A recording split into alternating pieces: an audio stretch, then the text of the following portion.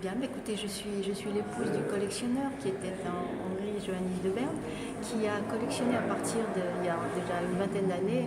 Il s'est intéressé à une chose, un petit porte-monnaie un jour dans une brocante, et puis il a poursuivi un peu son intérêt pour cet objet, et c'était tellement joli qu'il a pu en collectionner pendant une dizaine d'années, je pense, jusqu'à 200. Et en fait, il n'y avait pas de raison de s'arrêter parce que chaque porte-monnaie acheté était différent de l'autre. Et une variété qui montrait aussi un intérêt et une relation qu'il pouvait y avoir avec le grand art, puisque beaucoup sont très ornés, très décorés, ils sont en matière plutôt précieuse, ils sont quelquefois en émail, ils sont surtout en nacre, ils sont en ivoire, ils sont en nacre, en ivoire, en émail.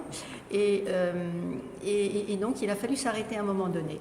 Il s'est arrêté un petit peu pour des raisons pécuniaires, parce que les objets devenaient un petit peu trop chers, mais ça n'a pas du tout empêché de collectionner d'autres choses. C'est-à-dire que je pense qu'à partir des porte-monnaies, il a dû penser qu'on pouvait raconter une histoire. Quelle histoire? Eh bien celle de la bourgeoisie au XIXe siècle, c'est-à-dire celle qui avait la possibilité d'acquérir ces très jolis petits objets et qui en même temps était très installée confortablement dans un art de vivre.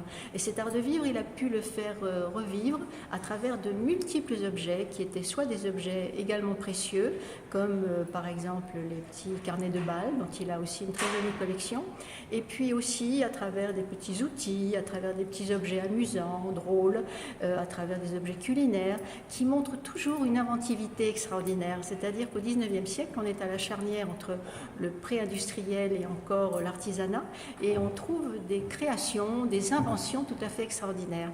Et donc il a poursuivi aussi, il a terminé toute cette collection avec tout simplement l'achat de photographies et de cartes postales qui représentaient ces personnages, que ce soit des enfants, que ce soit des communiants, des mariés, des couples, ou bien alors des gens qui s'amusent, c'est-à-dire toute l'histoire de la société du XIXe siècle. Et c'est en ça que j'ai un peu participé au travail qu'a fait mon mari, en lui présentant quelquefois des collectionneurs et en l'aidant un peu à mieux faire connaître sa collection.